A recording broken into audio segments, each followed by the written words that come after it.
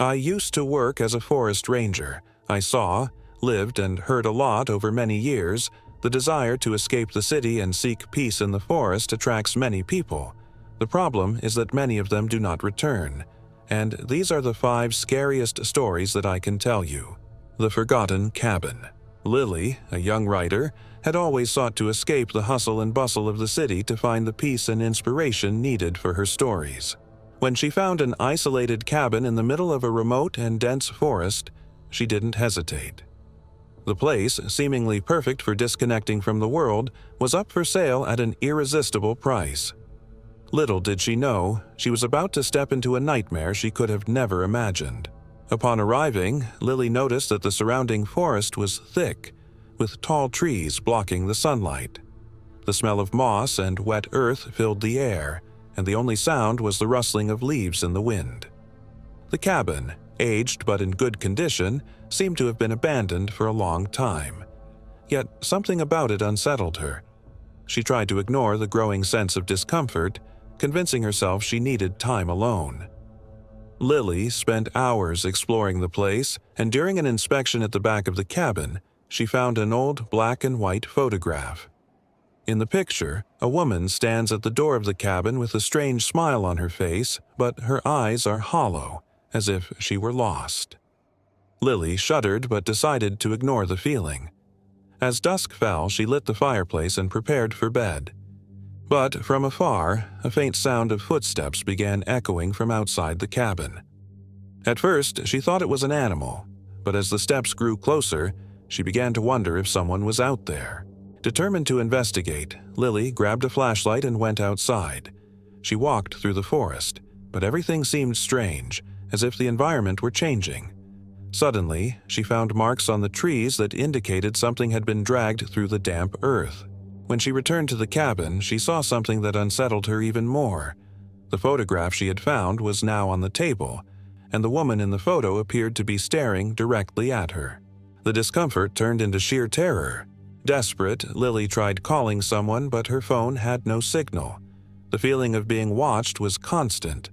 In an attempt to escape, she ran toward the cabin door, but when she opened it, she realized the path back was gone. The trees seemed to have closed in, and the air felt dense, as if the forest were alive. When she looked back, she saw a hooded figure in the darkness, slowly walking toward her. Lily tried to run, but the forest engulfed her. She returned to the cabin, but it was no longer there. All that remained was darkness and the presence of the figure, waiting for her in silence. The echo of the night. Jake and his friends had been planning this adventure for months. Tired of the routine and chaos of urban life, they wanted something different. A night hike through the forest to a secluded cabin where they could spend the night.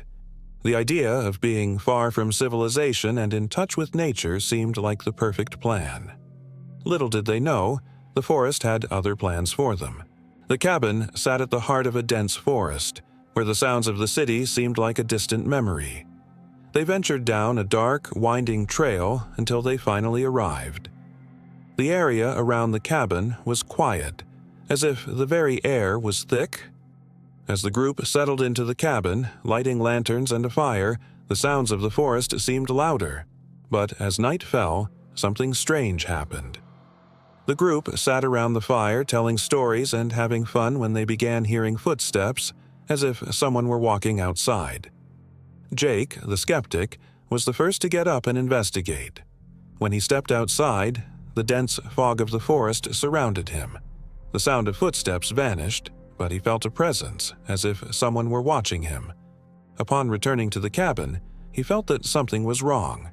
His friends were pale, wide-eyed, and they were all pointing at the window. "Didn't you see it?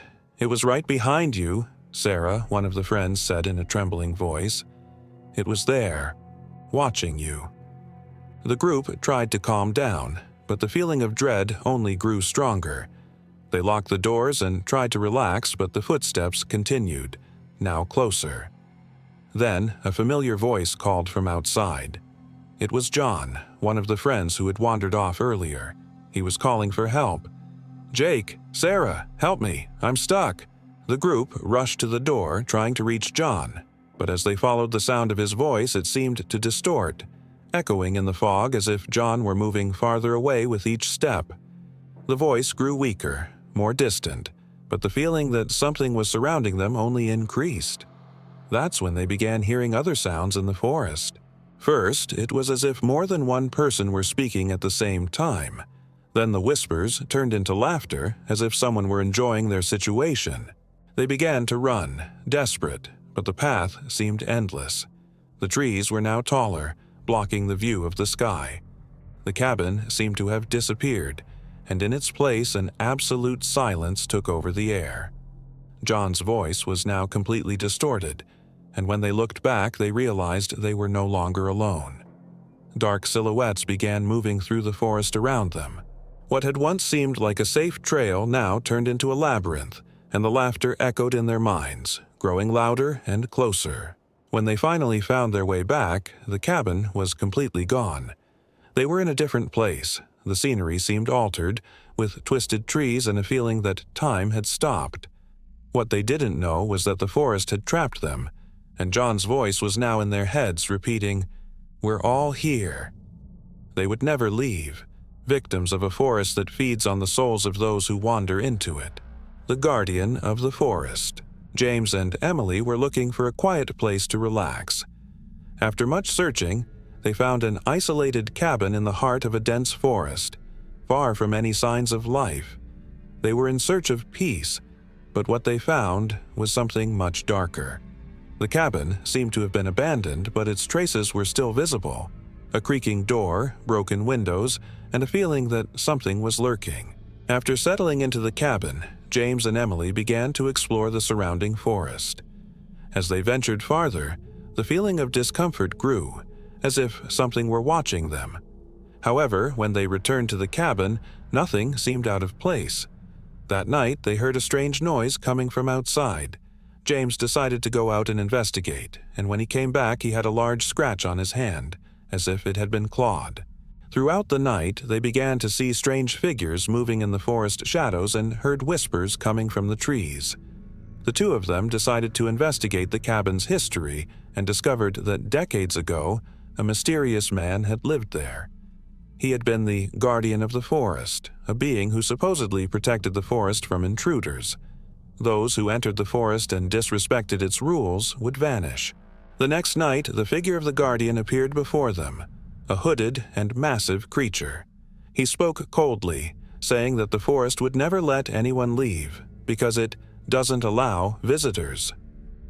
When James and Emily tried to flee, the forest surrounded them, with trees that seemed to move, blocking their way. They looked back and realized that the cabin had disappeared. The guardian watched them, smiling as they disappeared forever into the forest. The whispers of the night.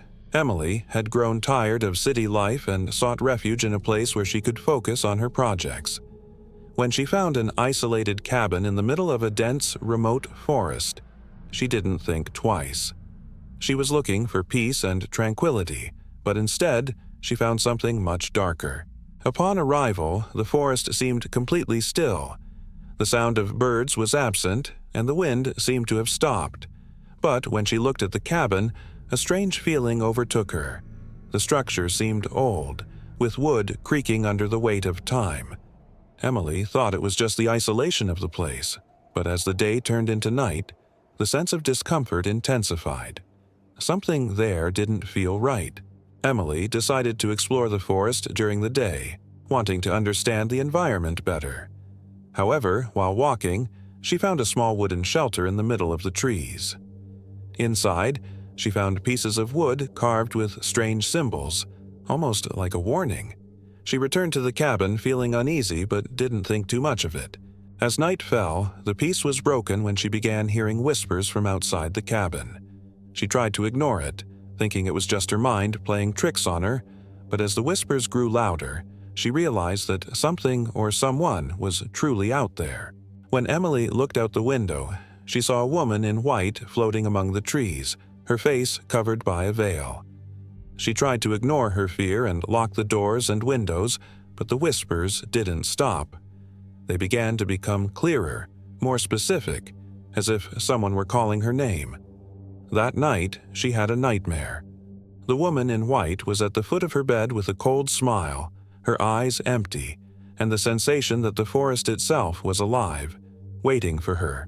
The next morning was calm, but Emily couldn't shake the feeling that she was being watched. The woman in white continued to appear in the shadows of the forest, always closer, always clearer. Emily decided to leave the place, but when she tried to leave, she realized the paths of the forest changed with every step. The trees seemed to move, making the environment unrecognizable. When she tried to use her cell phone, she found there was no signal. She was completely isolated. When Emily finally looked in the cabin's mirror, she saw the woman in white reflected behind her. She turned quickly, but there was no one there. Fear consumed her, and she tried to flee once more, running through the forest. But as she ran, the trees began closing around her, and she realized she was trapped in an eternal cycle. The woman in white appeared before her and with a chilling smile said, "Now you're part of the forest." The cabin at the end of the trail.